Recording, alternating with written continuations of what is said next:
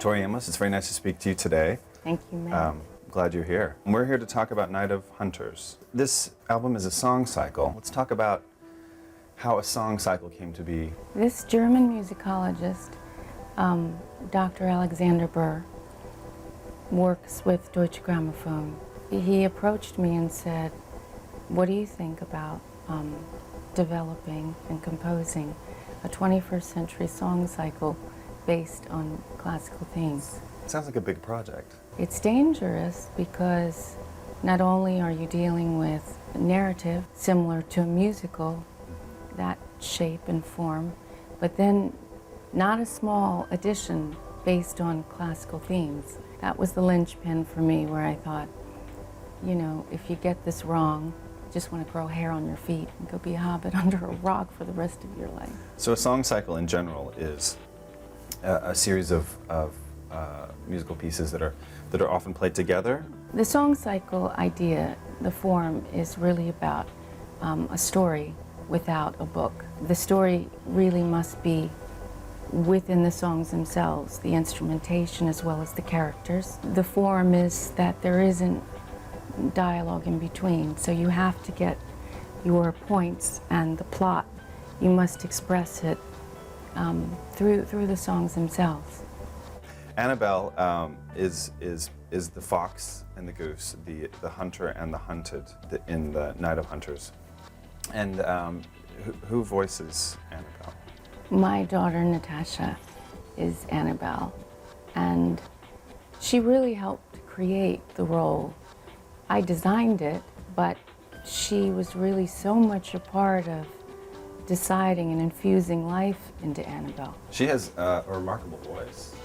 Have you been singing together for a long time? Since she was tiny. Since she was tiny. I mean, it's all just along? All along. She's been brought up with music. I think she's much more comfortable backstage than really anywhere else. She has a real maturity and a real essence in her voice.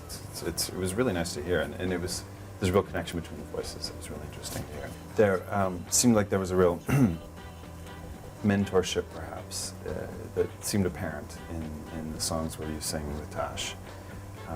And someone remarked that it was characteristic of you to upend a traditional sort of masculine project like a song cycle from a long series of male composers and make it matrilineal. It seems there's a real strong connection between Night of Hunters and The Light Princess, which is the name of your musical.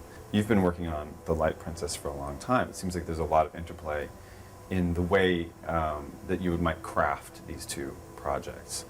The musical has been, it's informed me in a way that I just would never ask certain questions that I ask now. Motivation of the character, things that I didn't have in my toolbox before I started working on the musical. They are very, very connected to each other, and they've inspired each other. Night of Hunters deals with the potential shattering of a relationship, and I imagine that you know a bit about the chatter that happened online and other places from your fans who wondered if that was about your relationship. I've tried to be careful over the years to protect certain details. I think there's an agreement that I have with Mark, which is as long as there is a sacred place that we have and an understanding, then he doesn't really care. And I think he'd rather that he be the one than it be another man. So it's a trade-off, right? If you're gonna have a wife that is investigating emotions, better they be emotions for you. One other thing that's happening today is the implementation of the repeal of Don't Ask, Don't Tell. I wonder if you had any thoughts on that. Well, I think what's key is if you all are citizens and you're expected to pay taxes, then you should have certain rights. And if you don't have those rights, then you shouldn't pay taxes. There's also rumblings in the UK that civil marriage will become full marriage rights in the UK, and I wonder if you have any thoughts on that as well. America has to look to the law for guidance. I've seen people in the Christian community not walk the path of Christ on any level. My mother and I talk about this in depth. She's a minister's wife, and she does talk about her Christian faith. It's very deep and it's very real, and yet she believes in equal rights for all people, and that if you're consenting adults, then that is your right.